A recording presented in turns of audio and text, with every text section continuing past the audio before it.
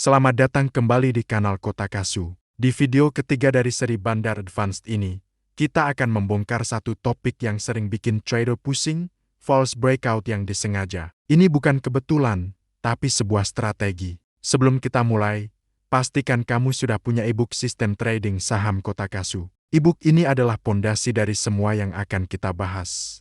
Kalau belum punya, kamu bisa langsung pesan lewat link di deskripsi ya. Baik, mari kita luruskan satu hal. Banyak yang mengira false breakout itu semacam kesalahan atau anomali di pasar. Anggapan itu salah besar. False breakout adalah alat. Ya, kamu tidak salah dengar. Itu adalah alat yang sangat efektif, yang sengaja diciptakan oleh para market maker atau yang biasa kita sebut bandar.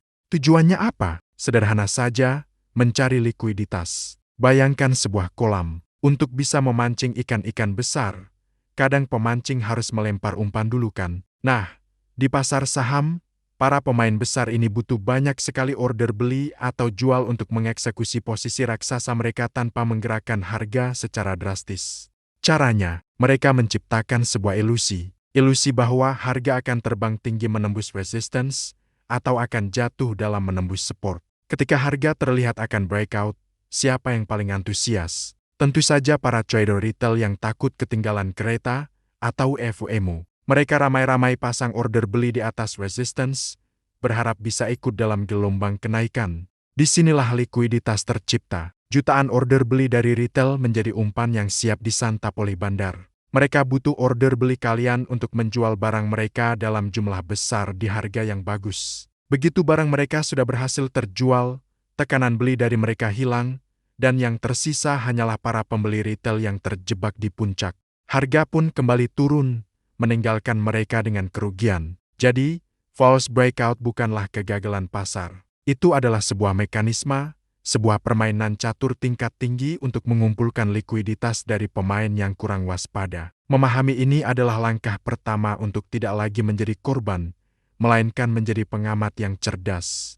Sekarang, pertanyaan pentingnya, bagaimana kita bisa membedakan mana false breakout yang didesain bandar dan mana breakout yang asli? Ada beberapa ciri khas yang bisa kita amati. Pertama, perhatikan volumenya. False breakout seringkali terjadi dengan volume yang aneh.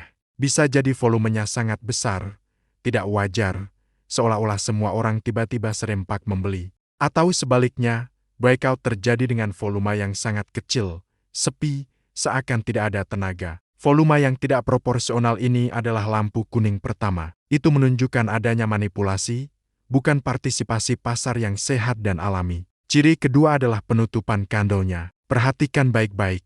Harga mungkin sempat terbang tinggi di atas resistance.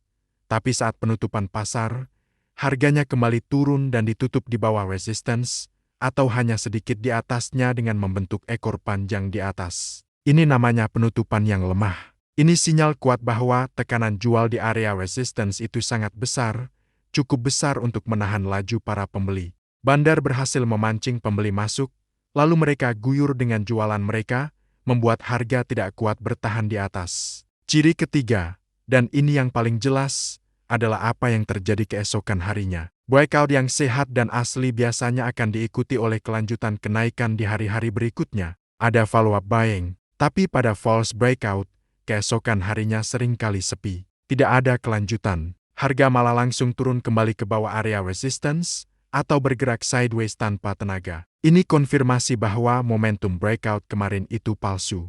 Itu hanya sebuah event sesaat yang tujuannya cuma satu, menarik para pembeli terakhir, para last buyers, untuk masuk ke pasar sebelum harga dibalikan arah.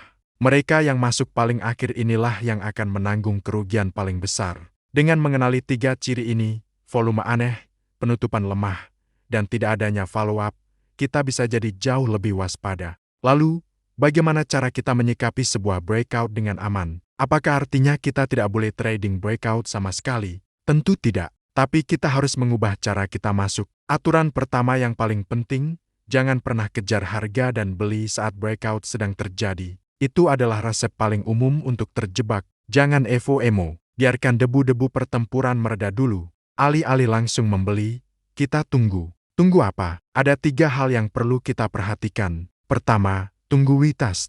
Breakout yang valid seringkali akan diikuti oleh pergerakan harga kembali turun untuk menguji ulang level resistance yang baru saja ditembus, yang kini berubah fungsi menjadi support. Momen retest inilah kesempatan emas kita. Kedua, saat harga melakukan retest, amati reaksinya. Apakah harga memantul dengan kuat dari level tersebut? Apakah ada penolakan jual yang jelas? Misalnya muncul candle dengan ekor panjang di bawah. Reaksi harga ini memberitahu kita apakah level tersebut benar-benar kuat sebagai support baru. Ketiga, setelah ada reaksi yang bagus, perhatikan strukturnya. Apakah terbentuk struktur harga yang lebih tinggi, seperti higher low? Struktur ini adalah konfirmasi akhir bahwa tren naiknya kemungkinan besar akan berlanjut. Membeli saat retest, setelah melihat reaksi positif dan konfirmasi struktur, jauh lebih aman dan memiliki rasio risk-to-reward yang lebih baik daripada mengejar harga di puncak. Sebagai penutup, ingatlah prinsip ini baik-baik. Breakout yang paling aman seringkali bukanlah breakout yang paling ramai dibicarakan atau yang terlihat paling heboh.